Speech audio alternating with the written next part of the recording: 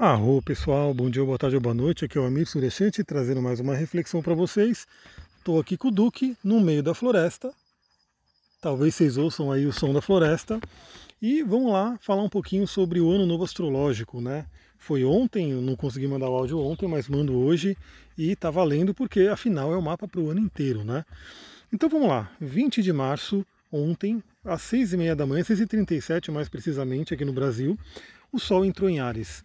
E essa entrada do Sol em Áries marca o Ano Novo Astrológico. Então, para quem conhece astrologia, acho que já deve saber muito bem, né, como é que funciona, mas Áries é o primeiro signo, ele representa os inícios, ele representa o ponto de partida, e toda vez, todo ano, quando o Sol entra em Áries, se considera aí um retorno solar para o ano, né, para o mundo, no caso, né, é o Ano Novo Astrológico.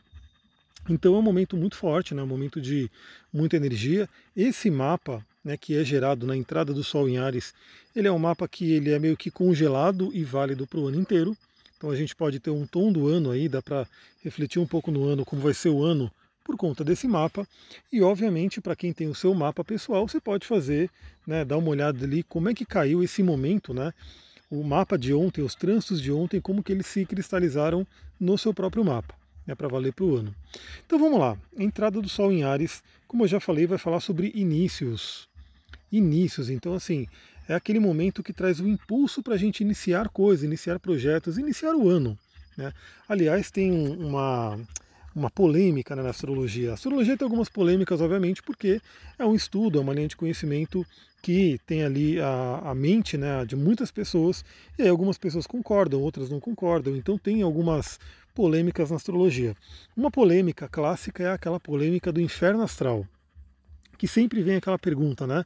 Tem astrólogo que fala que não existe inferno astral, tem astrólogo que fala que existe inferno astral, e assim vai. E as pessoas que de repente estão aí conhecendo astrologia, estão estudando, ficam confusas, né? Porque fala, pô, um cara falou que tem, o outro falou que não tem, como é que funciona?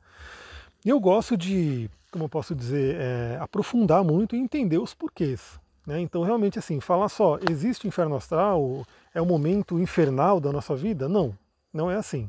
Né? Mas também não dá para dizer que o que gerou, né? Por que se chamou de inferno astral? Duque, vem, o Duque não quer nem levantar. Por que se gerou esse termo, né, inferno astral? Porque quando a gente fala de inferno astral, a gente está falando dos 30 dias anteriores ao nosso signo. Né? Então são os 30 dias antes do aniversário. Então, o que é o inferno astral? Nada mais é do que o período de casa 12. Né? É uma equivalência aí simbólica da casa 12. Obviamente, a casa 12, antigamente, né, pelos astrólogos antigos, ela era muito mal vista, né? Era a casa dos manicômios, das prisões, dos hospitais e assim por diante, né? Então é a casa do karma. Então a casa 12 ela tem essa fama, né, de ser uma casa complicada. Ainda hoje, como ela trata de questões inconscientes, também é uma casa complicada para a maioria das pessoas, mas não quer dizer que necessariamente vai ser um inferno passar por ali. Porém, contudo, sempre a gente tem uma baixa de energia, a gente tem um cansaço, isso é muito fácil de entender. Eu sempre falo, para quem gosta de correr como eu, se você corre 10 quilômetros, né, você tem um costume de correr 10K, óbvio que depois, quando você estiver no nono quilômetro, né, faltando 1 quilômetro para os 10K, você vai estar mais cansada, mais cansado, não vai ter tanta energia. Né, então isso seria o equivalente ao inferno astral. E aí o que acontece? Se você tiver, dependendo da sua revolução solar, dependendo, né, do que você tem um pouco antes do Sol. Então, por exemplo, se você tem um planeta Saturno, um planeta Plutão, né, um pouco antes do seu Sol, o Sol vai estar pegando aquele momento, aquele planeta. Né? Se você no seu mapa de revolução cristalizou uma casa 12 um pouco complicada, com Marte, com Saturno, com Plutão ali, também pode ser um momento de dificuldade. Então essa coisa do inferno astral, ela vamos dizer assim, ela vai variar de pessoa para pessoa, primeiro porque depende do mapa da pessoa, dos trânsitos e também de como ela vai responder àquela situação. Porque para algumas pessoas, por exemplo, eu já tenho uma familiaridade com a casa 12, porque eu tenho um sol de nascença na casa 12, eu moro na casa 12, né, eu diria assim. Então para mim tende a ser mais tranquilo, mas para algumas pessoas não, então depende de cada um. Mas eu falei tudo isso por quê? Porque quando a gente tem o retorno solar, nesse caso, né, se for um retorno solar pessoal, seu aniversário, você ganha um mapa novo, você ganha um novo início. Né, é a equivalência à casa 1, ao ascendente. Então você tem aí uma renovação de energia. Então imagina que para o geral, para todo mundo agora, né, todo mundo que segue a astrologia, que vive aí de acordo com essa linha de conhecimento, para todo mundo está tendo uma grande renovação de energia.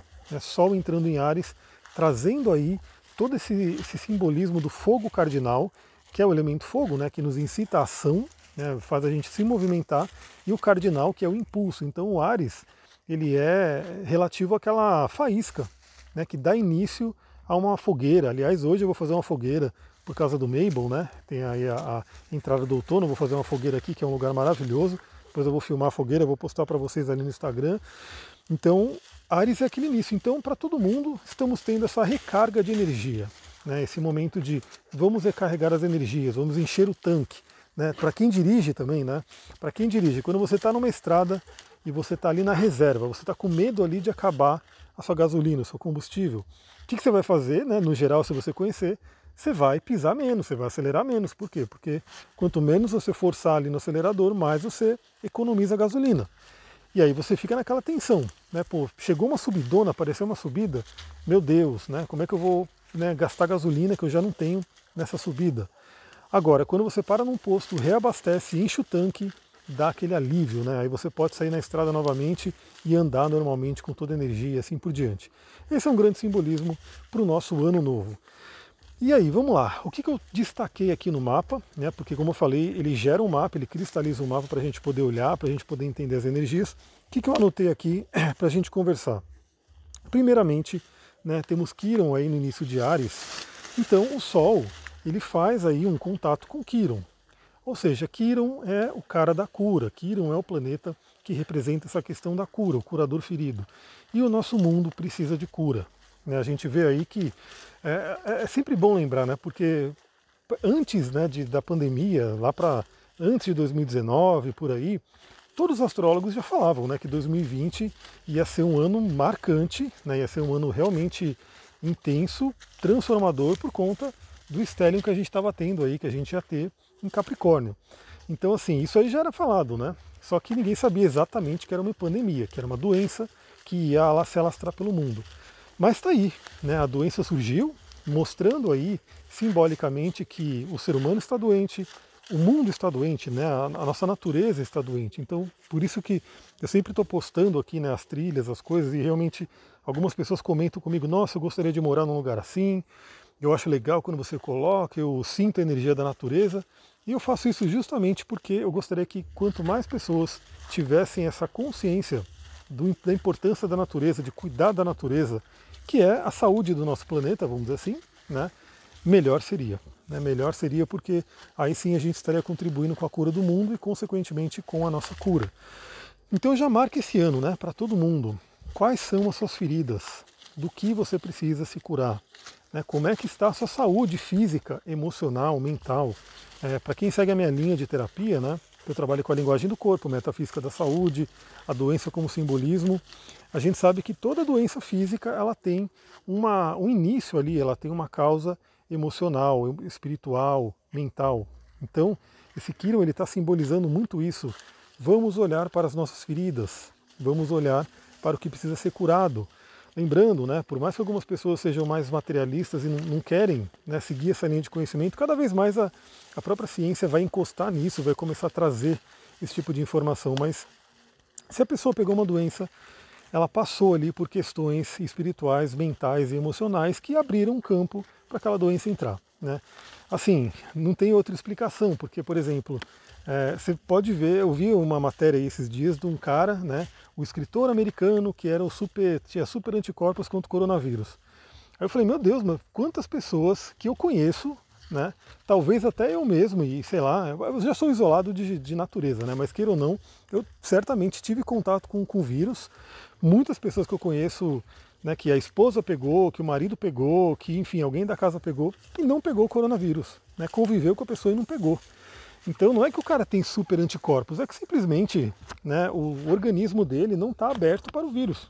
Né, e tudo bem, ele pode ter um sistema, né, imunológico um pouco mais forte, né, do que a maioria da população com certeza, que expulsa o vírus, né, assim que ele entra.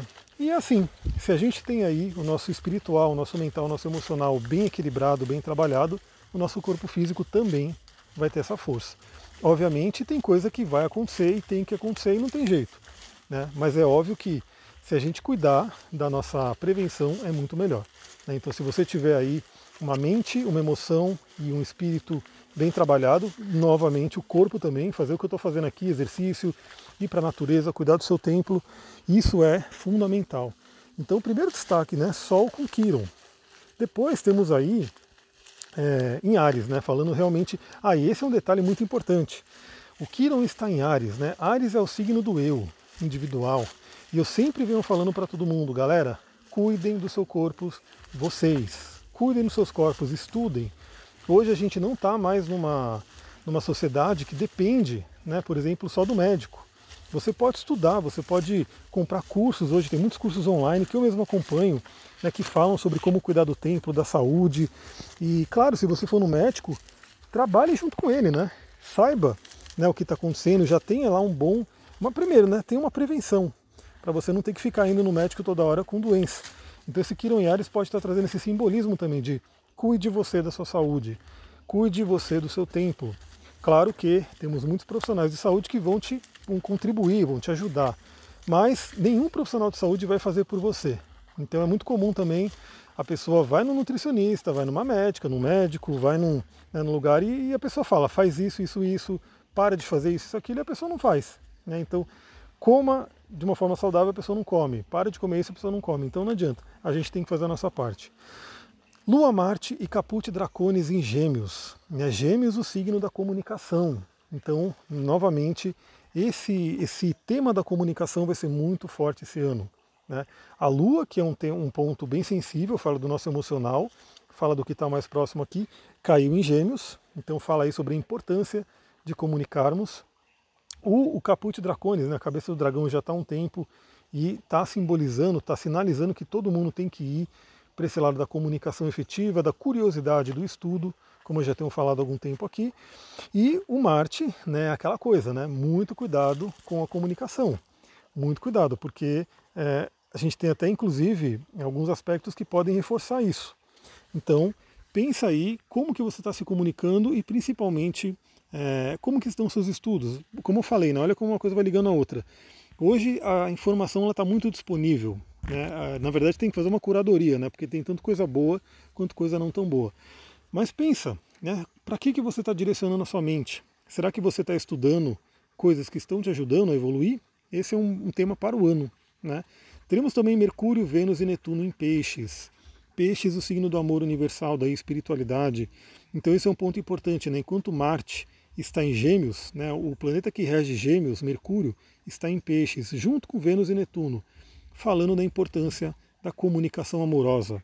Então, mais uma vez, a gente tem aí, seguindo, né, a linha que vem seguindo aí ao longo dos últimos anos, a questão forte da polarização, a questão forte da agressividade, né, da comunicação pela internet. Muitas pessoas se sentem muito protegidas pela internet e aí, né, atacam os outros, né, em comentários, enfim, uma série de coisas. E vale a pena refletir que sempre tem um outro ser humano do outro lado. Por mais que você não concorde com a opinião dele, é importante trazer essa questão do amor e poder trabalhar o entendimento e uma comunicação, né, de uma forma, quando a gente fala da CNV, né, uma comunicação que seja assertiva, mas que não seja aquela comunicação que fere o outro, porque se você ferir o outro vai querer te ferir e isso vira uma bola de neve sem fim, né, não tem jeito. Teremos também Júpiter e Saturno em Aquário, né, como vão ficar ao longo do ano inteiro, porque eles já são mais lentos, trazendo a importância de você olhar para o futuro, de você olhar para o coletivo, e o coletivo, como eu sempre falo, envolve o planeta, envolve a natureza. Se você não faz a sua parte para cuidar da natureza, você não está pensando no coletivo, porque não tem jeito. Eu estou aqui, não sei se vocês estão ouvindo, mas tem uma água, né? Tem um mini riozinho que está passando aqui. Se alguém vai lá e polui esse rio, né, jogando lixo, jogando alguma coisa ali, ninguém vai poder beber, porque, né, ele vai estar poluído. E o quanto não se faz isso ao longo aí do nosso mundo, né, do nosso planeta. Teremos aí Urano em Touro, né, novamente enfatizando a questão de libertar a mãe natureza, de trabalhar a questão econômica, de trabalhar, né, inovações com relação a isso. Plutão está em Capricórnio, muito lento, né, então trouxe aí essa questão do poder, esse poder que está sendo revisto. Alguns aspectos bem interessantes que eu deixei aqui. Primeiro, né, Sol em conjunção com Vênus. né? Sol está em Áries e Vênus está em Peixes, no finalzinho de Peixes, nesse mapa, trazendo a questão de você manter a sua individualidade, mas também pensar no amor ao próximo, pensar no amor incondicional. Isso é um ponto importante. Trabalhar muito a beleza, trabalhar muito, né, a questão da criatividade esse ano. Então fica a dica aí para quem está solteira, para quem está solteiro é um bom ano para poder trabalhar essa questão de relacionamento. E temos aí o Marte em Gêmeos em trígono com Saturno em Aquário, facilitando aí a concretização dos nossos sonhos, novamente. Aquário e Gêmeos são signos de ar que falam aí sobre o nosso pensamento, nossa mente, falam sobre interação, e os dois ali estão se ajudando, né? Marte e Saturno tem uma ligação forte aí, um trígono, um que ajuda o outro, né? Imagina que Saturno está consolidando as ações de Marte e Marte está tomando ações, iniciativas para poder concretizar aquilo que Saturno deseja. Olha que interessante. E é isso aí, galera. Já está dando 15 minutos, quase 16. Consegui falar tudo que tinha para falar. Obviamente a gente podia ficar mais meia horinha aí ou uma horinha falando sobre esse mapa, mas eu acho que por enquanto tá bom, porque o próximo áudio que eu já vou gravar aqui agora vai ser sobre os aspectos que esse Sol vai fazer durante a passagem do Sol em Áries. Vou ficando por aqui, muita gratidão, Namastê, Harion.